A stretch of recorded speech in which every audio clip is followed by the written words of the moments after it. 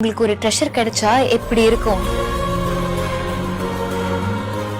நினைச்சாலே எக்ஸைட்டிங்கா இருக்குல்ல. அந்த மாதிரி சைனால இப்போ ரீசெண்டா 1000 டன்னுக்கு மேல கோல்ட் கண்டுபிடிச்சிருக்காங்க. அண்ட் இதோட வேல்யூவேஷன் ஓவர் $80 பில்லியன். நான் இன்னொரு விஷயம் சொல்லட்டுமா? இந்தியால இருக்க ஒடிஷாலையும் நிறைய அமௌண்ட் ஆஃப் கோல்ட் கண்டுபிடிச்சிருக்காங்க. இப்ப வரைக்கும் எவ்வளவு வேல்யூன்னு சொல்லல. சரி, எங்கேயோ கோல்ட் கண்டுபிடிச்சா எனக்கு என்ன அப்படின்னு கேட்டீங்கன்னா, அங்கதான் ட்விஸ்டே இருக்கு. ஏன்னா இது உங்க லைஃபையும் எஃபெக்ட் பண்ணும். ஆல்ரெடி சைனா தான் வேர்ல்டோட லார்ஜஸ்ட் கோல்ட் ப்ரொடியூசர். இந்த ஒரு கண்டுபிடிப்பினால அவங்களோட கரன்சி அண்ட் எக்கானமிக் ஸ்டெபிலிட்டி இன்னும் ரொம்ப ஸ்ட்ரென்த் ஆகும். இது தவிர ஒடிஷா ஒரு நியூ கோல்ட் மைனிங் ஹப்பா மாறிடும். அண்ட் இதனால நிறைய எம்ப்ளாய்மெண்ட் ஆப்பர்ச்சுனிட்டிஸ் கிரியேட் ஆகும். இந்தியாவுக்கு துபாய் அண்ட் சிங்கப்பூர் மேல இருக்கிற கோல்ட் பர்ச்சேசிங் டிபெண்டன்சி ஹியூஜ் எக்ஸ்டென்ட்ல கம்மி ஆயிடும். ஃபைனலி இதனால உங்களுக்கு என்ன டிஃபரன்ஸ் பாத்தீங்கன்னா, மார்க்கெட்ல இவ்வளவு சப்ஸ்டான்ஷியலா கோல்ட் ரிலீஸ் பண்ணும் போது அதோட பிரைஸ் கம்மி ஆறதுக்கோ இல்ல ஸ்டெபிலைஸ் ஆறதுக்கோ நிறைய வாய்ப்பு இருக்கு. அப்போ கடைசியா கோல்ட் பிரைஸ் எங்க தான் போய் நிக்கும்?